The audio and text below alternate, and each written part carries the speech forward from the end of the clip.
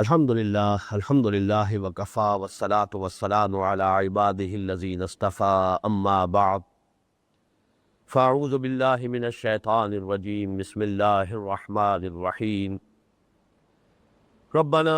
اننا سمعنا منادیا ینادی للایمان ان آمنوا بربکم فآمنا ربنا فاغفر لنا ذنوبنا وكفر عنا سيئاتنا وتوفنا مع الأبرار ربنا وآتنا ما وعدتنا على رسلك ولا تخزنا يوم القيامة إنك لا تخلف الميعاد فاستجاب لهم ربهم أني لا أضيع عمل عامل منكم من ذكر أو أنثى بعضكم من بعض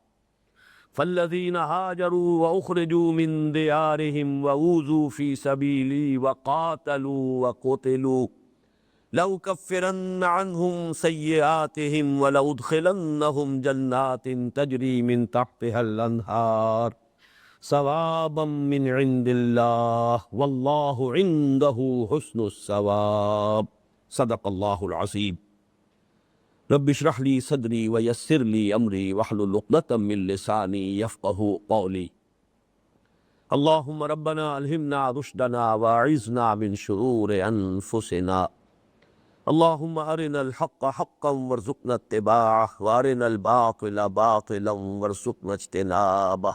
آمین یا رب العالمین۔ سورہ آل عمران کے آخری رکوع کی پہلی 3 آیات میں ایمان باللہ اور اس سے پھر ایمان بالآخرت تک کا جو عقلی سفر ہے، جو اختلاط ذکر و فکر کے نتیجے میں انسان طے کرتا ہے، اس کی تفصیل بیان ہو چکی ہے، جسے حضرت شیخ الہند رحمۃ اللہ علیہ نے اپنے حواشی میں ایمان عقلی سے تعبیر کیا ہے۔ اب اگلی 2 آیات میں ایمان سمعی کا تذکرہ ہے، اس میں مزید وضاحت کی ضرورت نہیں ہوگی۔ یہ بات میں متعدد اپنے پچھلے دروس میں واضح کر چکا ہوں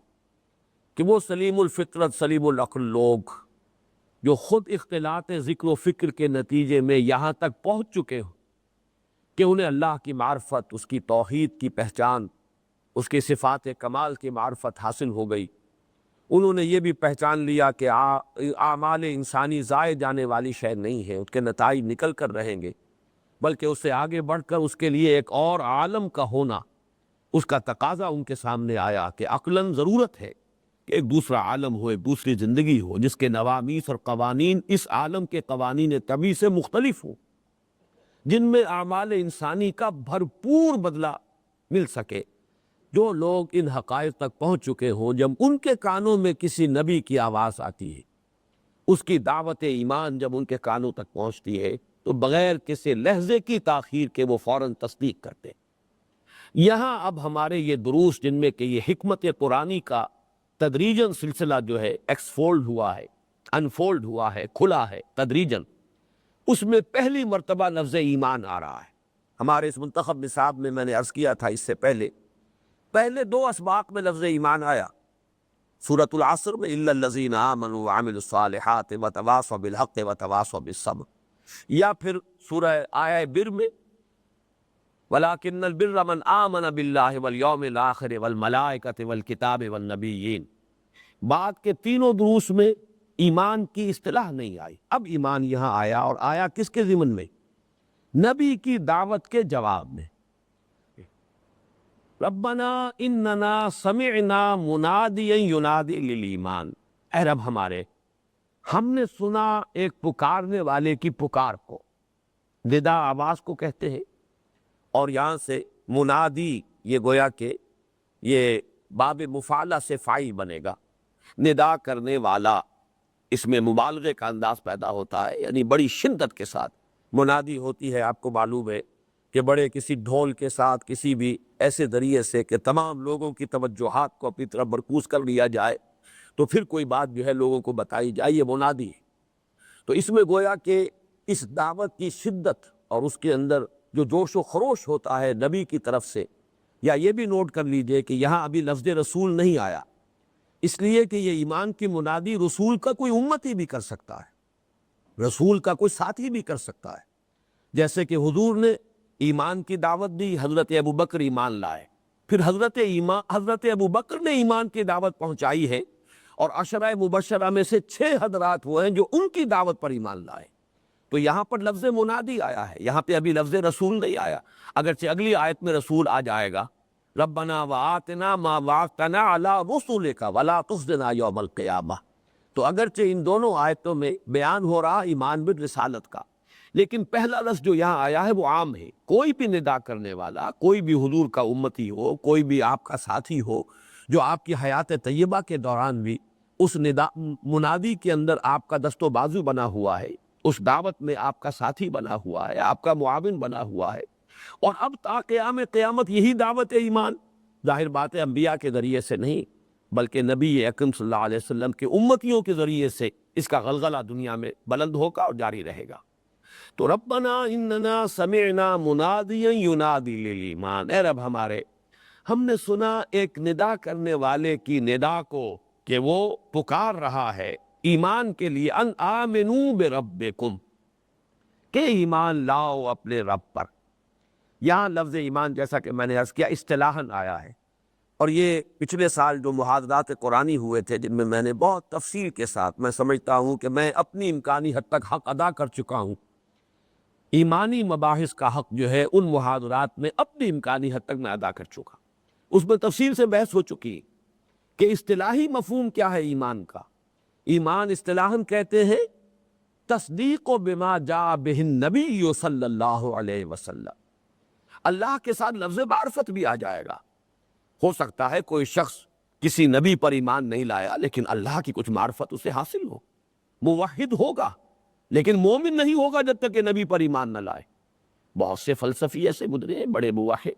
لیکن مومن قرار پانا، نبی پر ایمان، یہ ہے در حقیقت کہ جو ایمان کی اصطلاحی جو بنیاد ہے وہ نبی کی تصدیق ہے۔ قانوناً میں نے عرض کیا ہے کہ اصل ایمان جو قانونی اعتبار سے، فقہی اعتبار سے اصل ایمان بالرسالت ہے۔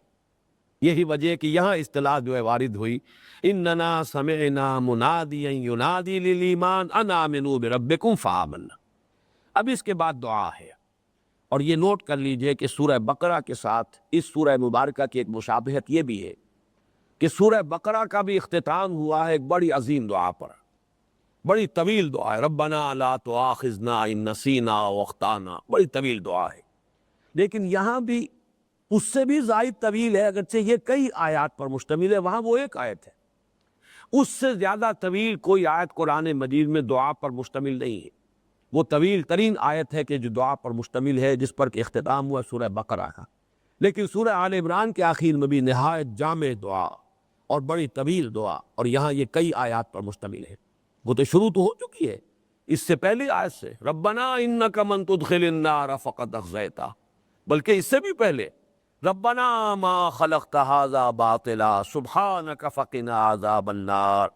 ربنا انک من تدخل النار فقد اخزیتہ وما للظالمین من انصار، ربنا اننا سمعنا منادیا ینادی للایمان ان آمنوا بربکم فآمنا، ربنا فاغفر لنا ذنوبنا وکفر عنا سیئاتنا۔ گویا کہ 3.5 آیات یہاں مسلسل ہے جو دعا پر مشتمل ہے۔ اب جو دعا یہاں آ رہی ہے ذرا اس کو نوٹ کر لیجئے، اختصار ہی سے بیان کر سکوں گا۔ ربنا فاغفر لنا ذنوبنا، یہ مغفرت کسے کہتے ہیں؟ لفظی مفہوم اس کا کیا ہے؟ غفر کا مادہ آتا ہے کسی چیز کو ڈھانپ لینے کے لیے، جس کو ہم کہتے ہیں پردہ پوشی، ڈھانپ لینا، کسی کے عیب پر پردہ ڈالنا، کسی کی خطا پر پردہ ڈالنا، چشم پوشی، کسی کی خطا سے چشم پوشی کرنا، یعنی یہ کہ اس کو نمایاں نہ کرنا، یہ ہے اصل میں مغفر کہتے ہیں خود کو۔ یہ جو فوجی لوگ اپنے سروں پر خود جو ہے پہنتے ہیں، آج کل بھی اسٹیل ہیلمٹ جو ہے تاکہ گولی سے سر کو بچایا جا سکے، تلوار کے وار سے سر کو بچایا جا سکے، سر کو ڈھانپنے والی شے جو ہے یہ مغفر ہے۔ تو مغفرت کیا ہے؟ گناہوں کو ڈھانپ لینا۔ اللہ تعالیٰ اپنی شان غفاری اور شان رحیمی سے ہمارے گناہوں پر پردہ ڈال دے، یہ اس کی شان مغفرت ہے۔ فاغفر لنا ذنوبنا، ہماری کوتاہیاں، ہمارے قصور، ہماری فروغ داشتوں کو درگزر فرما، ان کی پردہ پوشی فرما۔ وَكَفِّرْ عَنَّا سَيِّئَاتِنَا، مفہوم کے اعتبار سے لفظ کفر پر گفتگو ہو چکی ہے تیسرے درس کے ضمن میں، وَمَنْ كَفَرَ فَإِنَّ اللَّهَ غَنِيٌّ حَمِيدٌ۔ کفر بھی کہتے ہیں کہ اس چیز کو چھپا دینے کو، کفر عنا سیئاتنا، لیکن اس تکفیر کے ساتھ جب عن آتا ہے حرف جار، اس کے معنی کسی چیز کو دور کر دینا، ہٹا دینا۔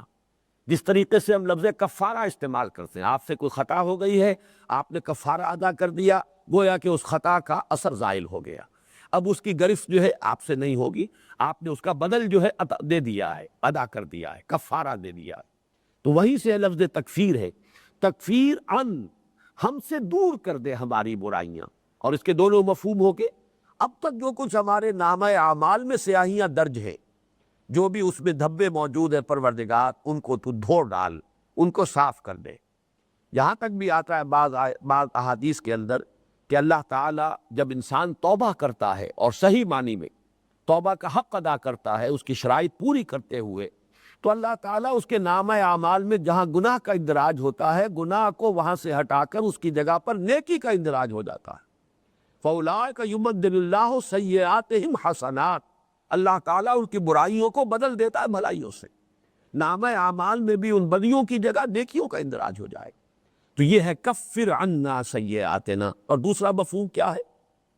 ہمارے دامن کردار پر جو دھبے ہیں، اب تک کی زندگی جو غفلت میں گزری ہے، پروردگار اب تک جو ہمیں شعوری ایمان حاصل نہیں ہوا تھا،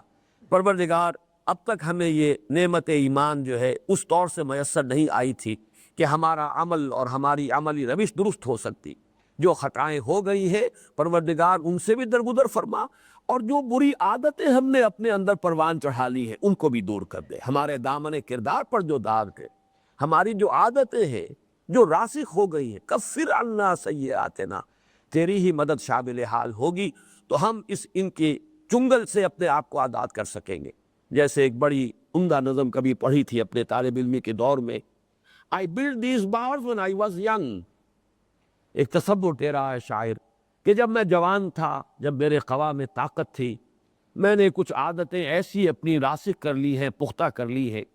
کہ اب میں ایک پنجرے کے اندر بند ہو کر رہ گیا ہوں۔ اب اس پرندے کے مانند ہوں جو چاہتا بھی ہے پنجرے سے نکلنا، لیکن اب میرے اندر، میرے بازوؤں میں وہ طاقت نہیں ہے کہ ان سلاخوں کو میں موڑ سکوں اور اس میں سے نکل سکوں،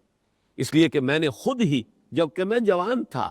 میں نے یہ پنجرا اپنے گرد جو ہے بنا لیا ہے اور ان سلاخوں میں اپنے آپ کو بند کر لیا۔ I built these bars when I was young۔ اب میں پڑ پڑا رہا ہوں، لیکن یہ کہ اب اس پنجرے سے باہر نکلنا میرے بس میں نہیں ہے۔ تو اللہ تو ہی ہمت دے، تو ہی توفیق عطا فرما، تیری ہی تائید و نصرت ہوگی تو ہم ان برے عادات و اطوار سے اپنے آپ کو آزاد کر سکیں گے۔ وَتَوَفَّنَا مَعَ الْأَبْرَارِ، یہ باب تفاعل سے جب آتا ہے لفظ، اس کے معنی ہے پورا پورا وصول کر لینا۔ وفا یوفی، پورا پورا دے دینا، توفا یا توفی، پورا پورا لے لینا۔ تو یہاں پہ اصل میں لفظ جو ہے یہ توفنا باب تفاعل سے، یعنی اس کا اطلاق جو ہے مجازن اس کے معنی موت۔ پروردگار ہمارا خاتمہ کیجو، ہم پر موت وارد کیجو، لیکن اپنے ابرار بندوں کے ساتھ، مع الابرار۔ یہاں پر وہ پورا درس جو ہے ہمارا آیت بالوارا وہ اپنے ذہن میں لے آئیے۔ بر کیا ہے، نیکی کیا ہے؟ اولئک الذین صدقوا واولئک هم المتقون، اس کے کیا پری ریکویزٹس ہیں؟ ولکن البر من آمن باللہ والیوم الآخر والملائکۃ والکتاب والنبیین الی آخر الآیہ۔ تو اے اللہ ان کے ساتھ، ان میں شامل کر کے، جیسا کہ سورہ فاتحہ میں بھی ہم نے انعمت علیہم کی تشریح میں پڑھی وہ آیت سورہ نساء کی، اولئک مع الذین انعم اللہ علیہم من النبیین والصدیقین والشہداء والصالحین وحسن اولئک رفیقا۔ پروردگار ہمیں اس جماعت میں شامل کیجو، ہمارا حشر ان کے ساتھ کیجو، اپنے نبیوں کے ساتھ، اپنے صدیقین کے ساتھ، شہداء کے ساتھ، صالحین کے ساتھ، ہمارا حشر ان کے ساتھ ہو، ہمیں آخرت میں ان کے زمرے میں شامل کیجو۔ تو یہ بڑی جامع دعا ہے۔ ربنا فاغفر لنا ذنوبنا وکفر عنا سیئاتنا وتوفنا مع الابرار ربنا وآتنا ما وعدتنا علی رسلک۔ نوٹ کیجئے یہاں،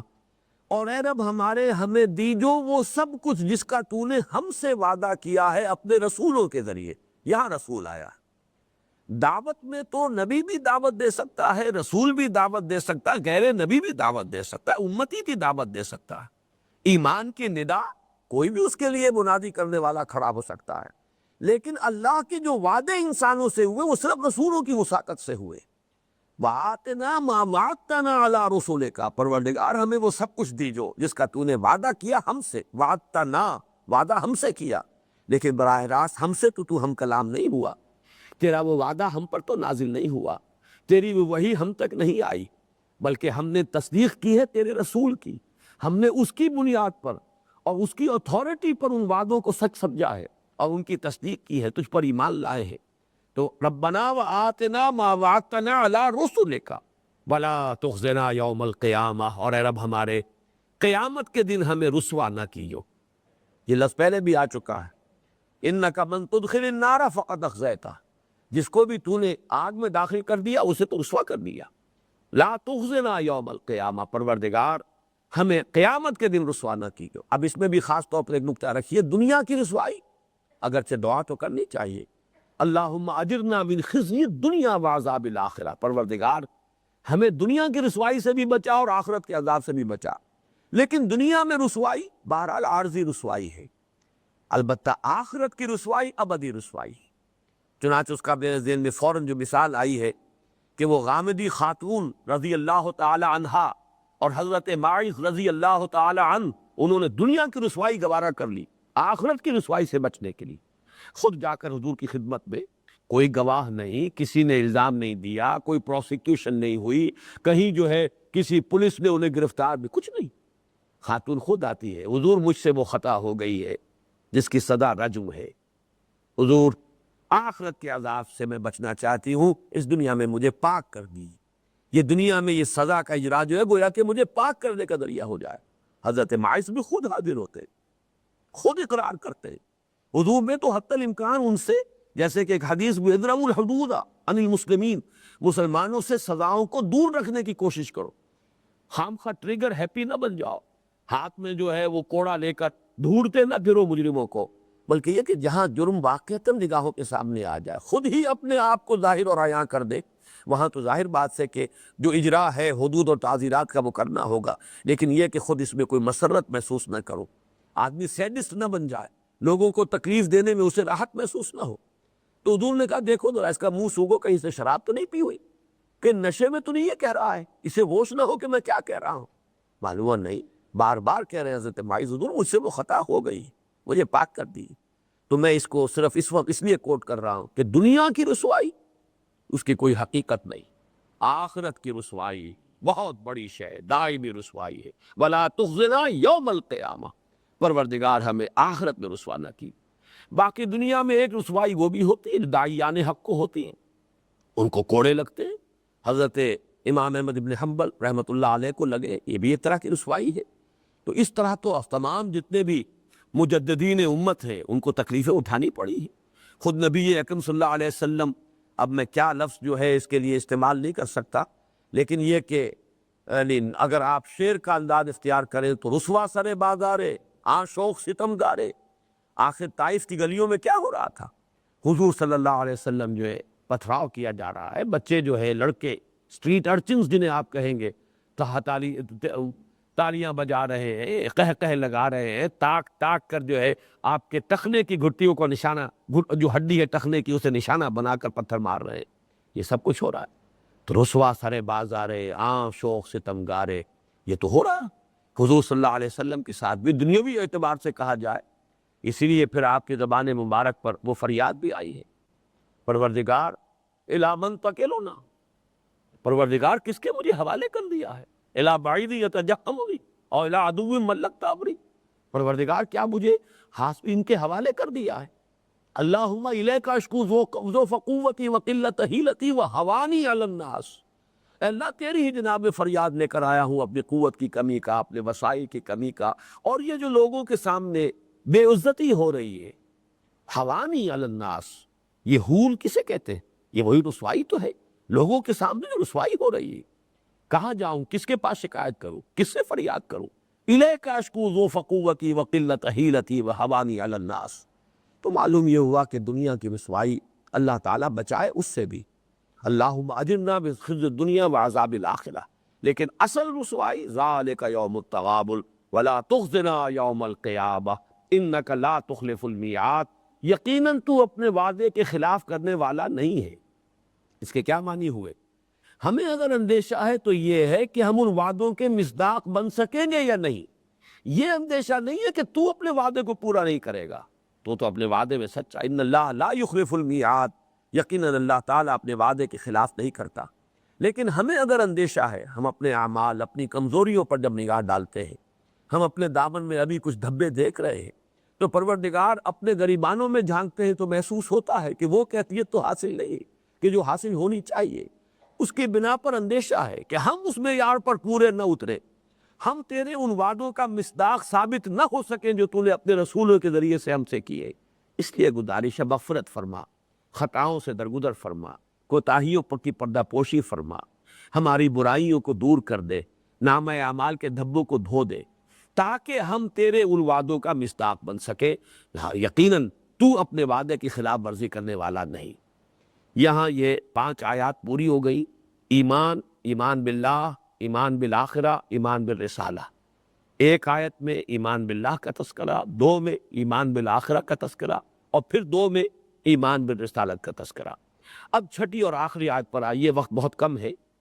اس آیت میں جیسا کہ میں ابتدا میں عرض کر چکا ہوں، ان لوگوں کا نقشہ جو ان کے عمل کا ہے وہ اللہ تعالیٰ نے اس کی ایک جھلک دکھا دی، ان کا کردار، ان کی سیرت، ان کا کریکٹر، ان کا رویہ۔ اس لیے کہ یہ لوگ جو اتنے سلیم الفطرت ہو، جو اتنے صحیح العقل ہو، جن کی سوچ درست ہے، جنہوں نے کائنات کے حقائق کا سراغ لگا لیا ہے، جنہوں نے ایمان اور معرفت کی دولت حاصل کر لی ہے، ایک لفظ میں عرض کروں گا، یہ منافق نہیں ہو سکتے۔ یہ تو پھر ہر چہ بعد آباد کی روش ہوگی۔ اب جو ہو سو ہو، اللہ کو مان لیا ہے، جو تکلیف آئے، جو آزمائش آئے، جو امتحان ہو، ہر چہ بعد آباد ماں کشتی دراب انداختیں، ان کا رویہ وہ ہوگا۔ کچھ لوگ ہوتے ہیں، کیلکولیٹنگ مائنڈ کے لوگ ہوتے ہیں، دیکھ بھال کر ایمان لاتے ہیں، سوچ کر لاتے ہیں، کوئی اندیشہ تو نہیں، کوئی خطرہ تو نہیں، کوئی اور وقتی سی تحریک ہو گئی، کسی سے ایسے ہی فوری طور پر متاثر ہو گئے۔ یہ لوگ زیادہ دیر تک ساتھ نہیں چل سکتے۔ لیکن جن لوگوں کی عقلی کیفیت یہ ہو، جو اس حکمت سے سرفراز ہو، جو اتنے سلیم الفطرت لوگ ہو، جن کی یہاں تک رسائی ہوئی ہو، جنہوں نے اس طرح بالحانہ انداز میں تصدیق کی ہو نبی کی، جنہوں نے اس طریقے سے پیش قدمی کی ہو، آگے بڑھ کر قبول کیا ہو، ان لوگوں کا کردار کیا ہوگا، اس کو ایک دعا کے جواب کی شکل میں اللہ نے بیان کیا۔ فَاسْتَجَابَ لَهُمْ۔ اب یہاں پر جو سپونٹینٹی ہے، اس میں ادھر دعا ختم ہوئی، ادھر اللہ تعالیٰ کی طرف سے اس کی اجابت کا اعلان ہو رہا ہے۔ اس کے لیے فارسی کا ایک شعر مجھے یاد آیا ہے، بڑا پیارا شعر ہے۔ بے ترس از آہ مظلومہ کہ ہنگام دعا کردن، اجابت از در حق بہر استقبال می آید۔ اور عجیب بات ہے، یہ پڑھا بھی تھا کوئی 5ویں 6ویں 7ویں جماعت کی کتاب میں، اردو کی کتاب میں، تو اس میں ساتھ ہی شعری ہی کی حالت میں اس کا ترجمہ بھی تھا۔ درو مظلوم کی آہوں سے جب اٹھتی ہے سینوں سے، قبولیت ہے کرتی خیر مقدم چرخ سے آ کر۔ کوئی دعا ایسی بھی ہوتی ہے جس کا استقبال کرنے کو اللہ تعالیٰ کی قبولیت جو ہے خود میں قرار ہے کہ میرا یہ بندہ دعا کرے اور میں قبول کروں، تو اس میں وہاں تو کہا گیا مظلوم کی آہ، بے ترس از آہ مظلومہ کہ ہنگام دعا کردن، اجابت از در حق بہر استقبال می آید۔ قبولیت خود آگے آتی ہے استقبال کے لیے۔ درو مظلوم کی آہوں سے جب اٹھتی ہے سینوں سے، قبولیت ہے کرتی خیر مقدم چرخ سے آ کر۔ یہ معاملہ جو ہے اللہ تعالیٰ کی طرف سے دعا کی قبولیت کی یہ جو کیفیت ہے کہ ایسے لوگ جب دعا کرتے ہیں، ایسے لوگ جب مغفرت کی درخواست کریں، ایسے لوگ اگر اللہ تعالیٰ سے ان وعدوں کے پورا ہونے کی استدعا کریں کہ جو رسولوں کے ذریعے سے اس نے فرمائے ہیں،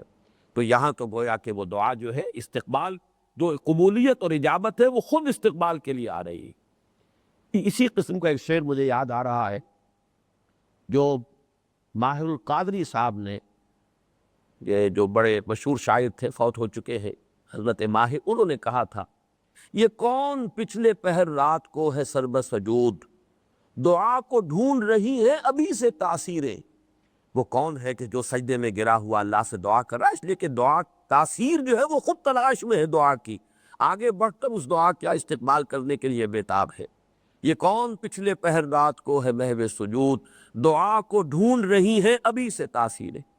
وہ کیفیت یہاں ہے فاستجاب لهم ربهم انی لا اضیع عمل عامل منکم، کہ میں تو تم میں سے کسی بھی عمل کرنے والے کے کسی بھی عمل کو ضائع کرنے والا نہیں۔ اب یہاں جو ہے اس کے اندر جو کیٹیگوریکل انداز ہے، میں نے کوشش کی ہے کہ الفاظ کے علاوہ اپنے اس انداز جو ہے ادائیگی کا، اس سے میں اس کو پورے طور پہ کرویہ کروں۔ کسی بھی عمل کرنے والے کے کسی بھی عمل کو ضائع نہیں کروں گا، انی لا اضیع عمل عامل منکم۔ اب یہاں نوٹ کیجئے وہ عمل کا لفظ آیا ہے، الا الذین آمنوا وعملوا الصالحات، یہ سورہ بقرہ سورۃ العصر، اس میں عمل کا لفظ آیا۔ پھر یہ کہ وہ آیت کے جو سورہ لقمان میں آ چکی ہے، یا بنی انہا ان تک مثقال حبۃ من خردل فتکن فی صخرۃ او فی السماوات او فی الارض یأتی بہ، نیکی یا بدی خواہ رائی کے دانے کے ہم بدن ہو، پھر خواہ وہ کہیں پہاڑوں کی کھو میں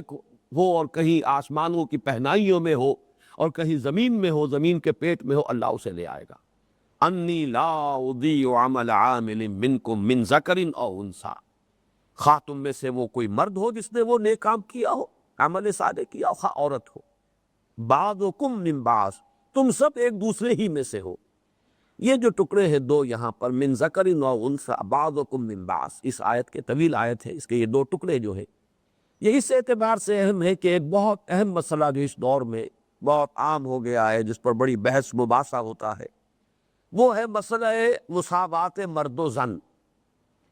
ایک ہے مغرب کا تصور مرد و زن کی مساوات کا، ہر اعتبار سے مساوی۔ اسلام نے بھی بعض اعتبارات سے عورت اور مرد کو مساوی قرار دیا، بعض اعتبارات سے وہ غیر مساوی ہے، مساوی نہیں۔ یہ مقام وہ ہے جہاں پر کہ وہ مساوات کا اعلان ہو رہا ہے بڑے ہی واشگاف الفاظ میں، بعضکم من بعض، تم سب ایک دوسرے ہی میں سے ہو۔ یعنی ظاہر بات ہے کہ ایک ہی باپ کے نطفے سے بیٹا بھی ہے، بیٹی بھی ہے، ایک ہی ماں کے پیر سے ولادت بیٹے کی بھی ہوئی ہے، بیٹی کی بھی ہوئی ہے، تو کہاں سے فرق پیدا ہو جائے گا بیٹے اور بیٹی کے مابین؟ تو شرف انسانیت، اس میں مرد اور عورت برابر، بیٹا بیٹی برابر، انسان دونوں ہے۔ یہ تو جنس کا فرق ہے، نوع کا فرق تو نہیں ہے، نوع تو ایک ہی ہے، نوع انسان جنس ہے، مذکر اور مؤنث، تو جنس کے فرق سے نوع کی جو امتیازی شان ہے اس میں کوئی فرق واقع نہیں ہوگا، بلکہ جو شرف انسانیت ہے وہ مشترک ہے، اس میں دونوں مرد اور عورتیں دونوں سب کے سب برابر ہیں۔ اور دوسری بات جو یہاں ظاہر ہو رہی ہے اس آیت سے وہ یہ ہے کہ مورل سٹیٹس جو ہے، یہ جو اخلاقی وجود ہے انسان کا، مرد اور عورت دونوں اس میں بھی برابر کے شریک ہیں۔ نیکی مرد کی ہے وہ اس کے لیے ہے، عورت کی ہے اس کے لیے ہے، ہر معاملے میں برابر آ سکتے ہیں۔ چنانچہ اب آگے جو الفاظ آ رہے ہیں، اگر آپ سیرت النبی کا ذرا سا بھی ہلکا سا بھی نقشہ ذہن میں رکھتے ہو کہ جو مکی دور تھا اس میں کس طرح مرد اور عورت برابر ان مراحل سے گزرے، فالذین ہاجروا، اب یہاں پہ انداز کیا ہے کہ میں تو کسی چھوٹے سے چھوٹے عمل کو ضائع کرنے والا بھی نہیں، خواہ کسی مرد کا ہو خواہ کسی عورت کا۔ اور یہ مرد اور عورت کا فرق جو ہے تو دنیاوی ایک امتیاز ہے جو ضرورت کے تحت ہے، نسل انسانی کو آگے چلانے کے لیے تم ایک دوسرے ہی میں سے ہو، شرف انسانیت میں برابر کے شریک ہو، اخلاقی وجود تم دونوں کا ایک جیسا ہے۔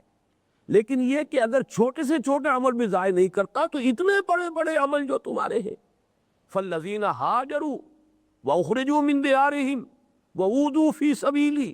وقاتلوا وقتلوا، یہ 5 الفاظ ہیں۔ یہ اس اعتبار سے نہایت اہم ہے کہ بندہ مومن کی شخصیت کا جو نقشہ قرآن پیش کرتا ہے اس کی ایک تصویر یہ ہے، بلکہ یوں کہنا زیادہ صحیح ہوگا اس کی تصویر کا ایک رخ یہ ہے جو یہاں آ رہا ہے۔ دوسرا رخ وہ ہے جو اگلے درس میں آئے گا، وہ سورہ نور کا جو 5واں رکوع ہے، جس پر کہ ہمارا جو اب 7واں درس آئے گا اور تیسرا درس ہوگا ہمارے اس حصہ ثانی کا، وہ درس مشتمل ہے سورہ نور کے 5ویں رکوع پر۔ تو گویا کہ جیسے آپ کہتے ہیں کہ تصویر کے 2 رخ ہیں، ایک رخ بندہ مومن کی شخصیت اور کردار کا وہ ہے جو ان 5 الفاظ میں آیا ہے، دوسرا رخ وہ ہے جو سورہ نور کی ان آیات میں آئے گا۔ ان دونوں کو جمع کر لیں گے تو انسان کا جو ایک مطلوب کردار ہونا چاہیے، یا قرآن کا جو انسان مطلوب ہے، یا بندہ مومن کی جو شخصیت مطلوب ہے، اس کی تکمیل ہو جائے گی۔ ایک رخ یہاں پر ہے، ان دونوں رخوں کے مابین جو فرق و تفاوت ہے اور اس کا ان دونوں رکوعوں کے اندر جو استدلال کا انداز کا فرق ہے، اس پر انشاءاللہ ہم اس اگلے درس کے ضمن میں گفتگو کریں گے، اب اس کے لیے وقت نہیں ہے۔ لیکن یہاں یہ نوٹ کر لیجئے کہ بندہ مومن، وہ جو حقیقی مومن ہے،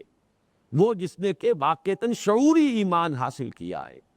وہ جس نے کہ اکتساب اور غور و فکر اور اختلاط ذکر و فکر کے ذریعے سے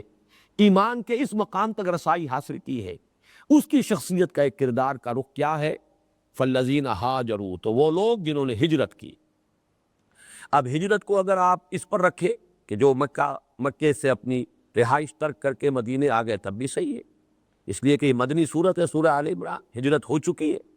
یا مسلسل ہو رہی ہے، جو بھی ایمان لا رہے ہیں مکے میں اب بھی وہ سلسلہ جاری ہے، وہ آ رہے ہیں، ایک ایک کر کے چلے آ رہے ہیں، مدینہ منورہ کی طرف ہجرت کر رہے ہیں۔ لیکن یہاں پہ چونکہ اس کے بعد آ رہا ہے وَأُخْرِجُوا مِن دِيَارِهِمْ، اس اعتبار سے لفظ ہجرت کو زیادہ وسیع مفہوم کا حامل، زیادہ براڈ بیسڈ قرار دینا زیادہ صحیح ہوگا، اس لیے کہ اس کی طرف حدیث نبوی کے اندر رہنمائی موجود ہے۔ حضور نے فرمایا، جب آپ سے پوچھا گیا ای الہجرت افضل یا رسول اللہ، اے اللہ کے رسول سب سے افضل ہجرت کون سی ہے؟ تو جواباً آپ نے ارشاد فرمایا ان تہجر ما کرہ ربک، سب سے افضل ہجرت یہ ہے کہ ہر اس شے کو چھوڑ دو، ترک کر دو جو تمہارے رب کو پسند نہیں۔ یہ ہے ہجرت کی اصل۔ تو جو لوگ ایمان لائیں، اور وہ ایمان صدیقین والا ایمان، صاحب شعور لوگوں کا ایمان، جنہوں نے اس ایمان تک رسائی حاصل کی ہو، ان کا پہلا قدم کیا ہوگا عملی اعتبار سے؟ ہر اس شے سے کنارہ کش ہو جانا جو اللہ کو پسند نہیں۔ اس لیے کہ آپ کو معلوم ہے کہ اس بات نفی کے بعد ہی ہوتا ہے، لا الہ کے بعد الا اللہ آتا ہے۔ پہلے ترک ہوگا، ہجرت ہوگی، پھر اختیار ہوگا اور کوئی عمل کرنا ہوگا۔ اس اعتبار سے یہاں پر بھی وہی ترتیب ہے، فالذین ہاجروا، تو وہ لوگ جنہوں نے کنارہ کشی اختیار کی، جنہوں نے لا تعلقی اختیار کر لی ہر اس شے سے جو اللہ کو پسند نہیں، وَأُخْرِجُوا مِن دِيَارِهِمْ، اور جو نکال دیے گئے اپنے گھروں سے۔ یہاں وہ ہجرت کہ جو مکے سے سکونت کو ترک کر کے اور مدینے آ جانے کا معاملہ ہے، وہ وضاحت کے ساتھ آگے ہے، جن پر ظلم اور ستم کے پہاڑ توڑے گئے، یہاں تک کہ وہ مجبور ہو گئے کہ مکے کو خیر بات کہیں اور مدینے آ جائیں۔ وَأُوذُوا فِي سَبِيلِي، اور جنہوں کے ایذا پہنچائی گئی میری راہ میں، میری وجہ سے۔ یہ جو بھی کچھ پرسیکیوشن ہوتی رہی ہے مکے میں، اس کا ایک نقشہ دین میں لے آئی، جس طرح کے بھٹیاں دہکی ہیں پرسیکیوشن کی، تعذیب المسلمین، کسی کو دہکتے ہوئے انگاروں پر ننگی پیٹھ لٹایا جا رہا ہے، کسی کے گردن میں رسی ڈال کر، پھندا ڈال کر، اور جیسے جانوروں کی لاشیں گھسیٹی جاتی ہیں ایسے مکے کی گلیوں میں گھسیٹا جا رہا ہے۔ یہ معاملہ حضرت بلال کے ساتھ ہوا رضی اللہ تعالیٰ عنہ، انگاروں پر لٹائے جانے کا معاملہ حضرت خباب بن الارت کے ساتھ ہوا رضی اللہ تعالیٰ عنہ، اور حضرت یاسر اور حضرت سمیہ رضی اللہ تعالیٰ، انہیں تو شہید ہی کر دیا ابو جہل۔ تو فرمایا وَقَاتَلُوا وَقُتِلُوا، اور انہوں نے اللہ کی راہ میں جنگ کی اور اپنی جانیں دے دی، قتل بھی ہو گئے، قتال کیا اور قتل ہو گئے، چونکہ غزوہ بدر بھی ہو چکا ہے اور غزوہ احد بھی ہو چکا ہے، قتال کا مرحلہ شروع ہو چکا تھا، عام کانفلکٹ کا دور شروع ہو چکا ہے، حضور کی انقلابی جد و جہد کا یہ آخری مرحلہ مسلح تصادم یہ شروع ہو چکا۔ اس اعتبار سے اس کا بھی تذکرہ آ گیا وَقَاتَلُوا وَقُتِلُوا۔ اب یہ 5 چیزیں نوٹ کر لیجئے، اس میں ایک مشابہت پیدا ہو گئی ہے صرف عدد کے اعتبار سے۔ حضور نے ارشاد فرمایا آمرکم بخمس، مسلمانوں میں تمہیں 5 باتوں کا حکم دیتا، اللہ امرنی بہن، اور یہ میں اپنی طرف سے نہیں دے رہا، اللہ نے مجھے ان کا حکم دیا ہے کہ میں تمہیں اس کا حکم دوں، بالجماعت والسمع والطاعت والہجرت والجہاد فی سبیل اللہ۔ یہاں پہ جہاد کے ضمن میں وقاتلوا وقتلوا 2 الفاظ آ گئے، ہجرت کے ضمن میں فالذین ہاجروا واخرجوا من دیارہم آ گئے۔ گویا کہ ہجرت اور جہاد کے مراحل کی یہاں زیادہ تفصیل کی گئی، لیکن ظاہر بات ہے کہ ہجرت اور جہاد کے یہ مراحل طے ہوتے ہیں اجتماعی شکل میں، جبکہ ایک جماعتی صورت میں پہلے جد و جہد کی جائے، دعوت، تربیت، تنظیم کے مراحل طے کیے جائیں، پھر کہیں یہ مرحلے آتے ہیں۔ اگر آپ اس وادی میں قدم ہی نہیں رکھیں گے تو یہ مراحل کب آئیں گے؟ یہ مراحل تو آئیں گے، آپ اس وادی کے اندر قدم تو رکھیے، رفتہ رفتہ یہ مراحل خود بخود آ جائیں، لیکن اگر اس وادی میں قدم ہی نہیں رکھا تو یہ مراحل کبھی نہیں آئی۔ بہرحال 5 کے ہندسے کے حوالے سے میں نے وہ حدیث بھی آپ کو سنا دی، آمرکم بخمس، حضرت حارث عشری رضی اللہ تعالیٰ عنہ سے مروی ہے، اور یہ مسند احمد ابن حنبل اور ترمذی کے حوالے سے مشکات شریف میں موجود ہے۔ آمرکم بخمس بالجماعت والسمع والطاعت والہجرت والجہاد فی سبیل اللہ۔ یہاں بھی نقشہ کھینچا گیا، فالذین ہاجروا واخرجوا من دیارہم واوذوا فی سبیلی وقاتلوا وقتلوا۔ اب جو وعدے ہو رہے ہیں، لَأُكَفِّرَنَّ عَنْهُمْ سَيِّئَاتِهِمْ، دعا کی نا، کفر عنا سیئاتنا، اے رب ہمارے ہم سے ہماری برائیوں کو دور کر دے، نامہ اعمال کے دھبے بھی دھو دے، اور ہماری کوئی بری عادتیں اگر پڑی ہوئی ہیں تو پروردگار اس قفس سے بھی ہمیں رہائی عطا فرما دے، اس جنگلے سے بھی نکلنے کی ہمت اور توفیق عطا فرما دے۔ تو فرمایا لَأُكَفِّرَنَّ، یہ تاکید کا انتہائی اسلوب ہے عربی زبان میں، کسی وعدہ، مستقبل کا وعدہ، فعل مضارع پر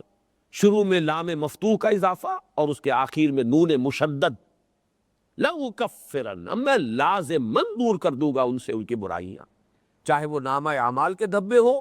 چاہے ان کے دامن کردار کے داغ ہو، دونوں کو دھو دوں گا، صاف کر دوں گا۔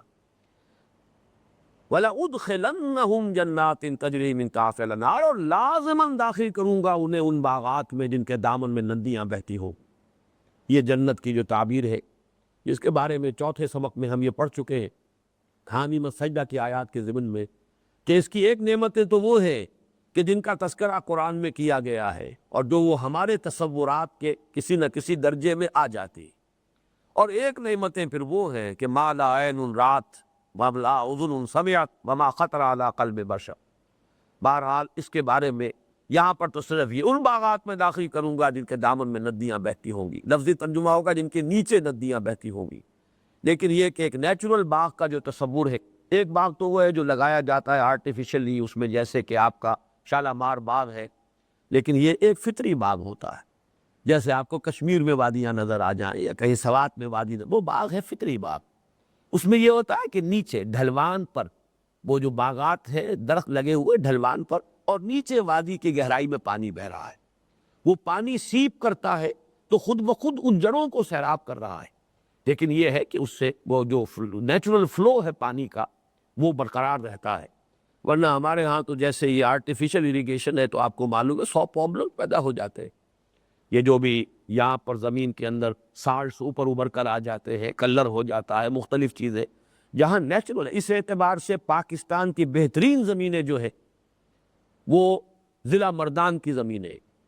نیچرل اریگیشن، ایسا ڈھلوان نیچرل ہے، ان میں اریگیشن بھی نیچرل، اور جو فلو ہے، ڈرین ہے، ڈرینیج وہ بھی نیچرل ہے، اور اس اعتبار سے وہ خرابیاں تھیں جو پنجاب کے میدانوں میں ریکلیم کرنے کے لیے کتنے ارب روپے خرچ کرنے پڑتے ہیں لینڈ ریکلیمیشن پر، اس کا وہاں کوئی سوال ہی نہیں، کوئی مسئلہ ہی سرے سے پیدا نہیں ہوتا۔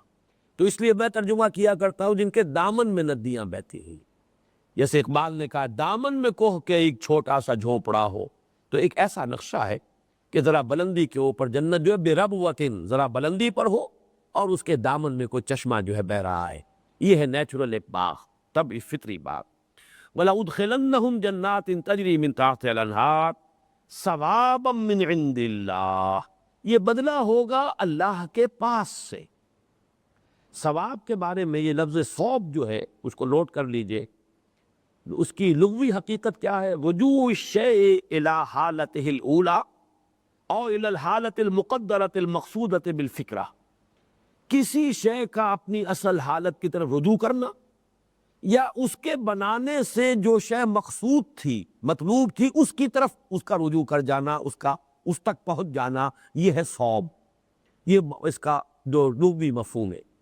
اس اعتبار سے عمل کا بدلہ جو ہے ثواب ہے، اس لیے کہ عمل سے مقصود ہے کوئی اجر، کوئی بدلہ۔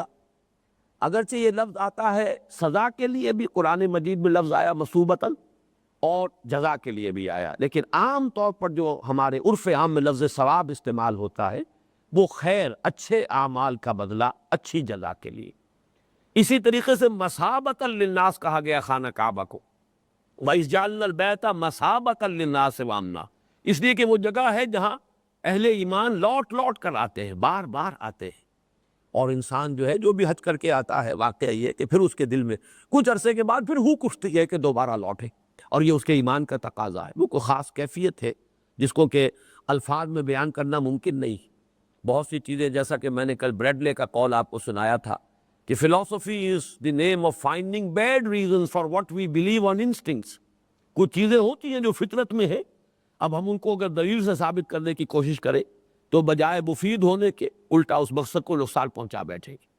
تو یہ کچھ چیزیں ہیں، کچھ روحانی اس کی کیفیات ہے۔ مثابۃ للناس وامنا، کہ لوگ بار بار آئیں، لوٹیں، رجوع کریں، اس مرکز کی طرف آئیں، بار بار آئیں۔ تو ثواب من عند اللہ، یہ بدلہ ہوگا خاص اللہ کے پاس سے۔ آخری ٹکڑا بہت اہم ہے، واللہ عنہ حسن الثواب، اور جان لو کہ اللہ ہی کے پاس ہے اچھا بدلہ۔ یہ کیوں کہا؟ ہر انسان اپنی محنت کا کوئی نہ کوئی بدلہ چاہتا ہے، اجرت چاہتا ہے، اور زیادہ سے زیادہ چاہے گا انسان۔ ہر انسان چاہے گا مجھے اپنی محنت کا، اپنی صلاحیت کا بدل، اس کی اجرت جو ہے زیادہ سے زیادہ ملے۔ اب اسی کو بڑے پیمانے پر پھیلائیے۔ مجھے اور آپ کو اللہ نے جو صلاحیتیں دی ہیں، جو مہلت عمر دی ہے، جو ذہانت دی ہے جتنی بھی دی ہے، جو فطانت دی ہے جتنی بھی دی ہے، جو قوت کار دی ہے جتنی بھی دی ہے، اس سے اگر ہم دنیا مراد اور دنیا کو مقصود بنا کر انویسٹ کریں اس کو، تو یہ بڑے گھاٹے کا سودا ہے۔ ایک ضرورت کی حد تک تو انسان کی مجبوری ہے، اس کو مقصود بنا لینا، مطلوب بنا لینا، یہ بڑے گھاٹے کا سودا ہے۔ یہ تو ہویا کہ آپ نے بڑی کم قیمت کے عوض اپنے آپ کو بیچ دیا، جیسے کہ ایک حدیث میں آیا ہے کل نفس یغدو فبائع نفسہ، ہر انسان جیسے ہی صبح ہوتی ہے وہ شام تک اپنے آپ کو بیچتا ہے، اپنی صلاحیت بیچ رہا ہے، اپنی قوت بیچ رہا ہے، اپنی ذہانت، اپنا وقت بیچ رہا ہے۔ کوئی شخص دفتر میں جا کر بیچ رہا ہے، کوئی دکان پر اپنے آپ کو بیچ رہا ہے، ہر شخص اپنے آپ کو بیچ رہا۔ کل نفس یغدو فبائع نفسہ، یہ جو ہم بیع کر رہے ہیں اپنی، یہ جو بیچ رہے ہیں ہم اپنے آپ کو، تو اس کی زیادہ سے زیادہ قیمت کیوں نہ لیں؟ زیادہ سے زیادہ قیمت صرف اللہ دے سکتا ہے۔ دنیا میں جس شے کو بھی مطلوب بناؤ گے، بہت سے لوگ ایسے ہوں کہ جو اپنے آپ کو انویسٹ کر دیتے صرف اپنی اولاد کو، زندگی کا کوئی اور مقصود ہے ہی نہیں۔ گویا کہ ہم وقت ملازم ہیں اپنی اولاد کے، ساری محنت، ساری کمائی، ساری بھاگ دوڑ جو بھی ہو رہی ہے، اس کا مطلب ایک ہی ہے، یا اپنے لیے کچھ آسائشیں حاصل کر لی یا اولاد پر انویسٹ کر لی، اس سے آگے انویسٹمنٹ ہے ہی نہیں۔ تو واقعہ یہ ہے کہ بڑے گھاٹے کے سودے ہیں یہ۔ ٹھیک ہے، اولاد کی پرورش بھی ہماری ذمہ داری ہے، اللہ نے ہم پر یہ بوجھ ڈالا ہے، انسان اسے کرے، لیکن یہ امید نہ رکھے کہ یہ ہمیں کو بدلہ دے گی، اس لیے کہ بدلہ تو حقیقت میں صرف اللہ دے سکتا، کسی اور کے پاس وہ قیمت ہے ہی نہیں جو میری ادا کر سکے۔ یزداں بکمن داور ہمت مردانہ، بھائی ٹو سیٹل فار لیس، یہ آپ نے بہت سے اشتہارات میں دیکھا ہوگا، بڑا پیارا اور بہت ہی اپیلنگ جملہ ہوتا ہے، بھائی to settle for less, never settle for less. آپ اپنی رقم کی صحیح بدل آپ اس کا حاصل کیجئے، کسی گھٹیا چیز کے اوپر اپنی رقم نہ پھینک آئیے، نیور سیٹل فار لیس، بلکہ میکسیمم حاصل کیجئے۔ تو اپنی جان کی قیمت کم کیوں وصول کریں، اپنی صلاحیتوں کا بدل کم کیوں وصول کریں، جبکہ دنیا میں کسی بھی اور کام میں اسے انویسٹ کریں گے بڑا ہی محدود آنی و فانی بدلہ ملے گا، ختم ہو جانے والی شے۔ ہاں، اللہ کے ہاتھ بیچ دیجئے، ان اللہ اشتری من المؤمنین انفسهم واموالهم بان لهم الجنہ، یہ ہے صحیح قیمت۔ اب آپ نے صحیح سودا کیا ہے، اب آپ نے اپنے آپ کو بیچا ہے اپنی پوری قیمت لے کر، اس سے کم پر سودا کریں گے تو گھاٹے کا سودا۔ واللہ عندہ حسن الثواب۔ آخری بات عرض کر رہا ہوں، اس ہمارے درس میں جو آیات آئی ہیں، پہلی آیت ایمان باللہ، 2 آیتیں ایمان بالآخرہ، 2 بالرسالہ۔ اب ایک میں یہ نقشہ آیا تھا، اس کے ساتھ اس رکوع کی اور اس سورہ مبارکہ کی آخری آیت میں شامل کر لیجئے، اس لیے کہ اس کا تعلق اسی مضمون سے جو اس سے آخری آیت میں آیا ہے۔ یا ایھا الذین آمنوا اصبروا وصابروا ورابطوا واتقوا اللہ لعلکم تفلحون۔ اس آیت میں تو نقشہ دکھایا تھا کہ اہل ایمان تم یہ کر رہے ہو، تم نے یہ کچھ کیا ہے، کیسے ہو سکتا ہے کہ ہم تمہیں اجر و ثواب سے نہ نوازے؟ ہم تو کسی بھی چھوٹے سے چھوٹے عمل کو بھی ضائع کرنے والے نہیں ہیں۔ آخری آیت میں پیٹھ تھپکی جا رہی ہے شاباش دیتے ہوئے آئندہ کے لیے کہا جا رہا ثابت قدم رہو اسی راستے پر۔ اے مسلمانوں، صبر کی روش اختیار کیے رکھو، مصابرت، صبر میں اپنے مخالفوں سے بازی لے جاؤ، ایثار اور قربانی میں ان سے آگے بڑھ جاؤ، رابطو بہت مربوط رہو، بہت جڑے ہوئے رہو، منظم رہو، مربوط رہو، بنیان مرصوص کی حیثیت سے رہو، اور واتقوا اللہ، اللہ کا تقوی اختیار رکھو، کیے رکھو، لعلکم تفلحون، تاکہ تم فلاح پاؤ۔ اللہم ربنا اجعلنا منہم، اللہم اجعلنا من عبادک المفلحین، آمین یا رب العالمین۔ بارک اللہ لی ولکم فی القرآن العظیم ونفعنی وإیاکم بالآیات والذکر الحکیم۔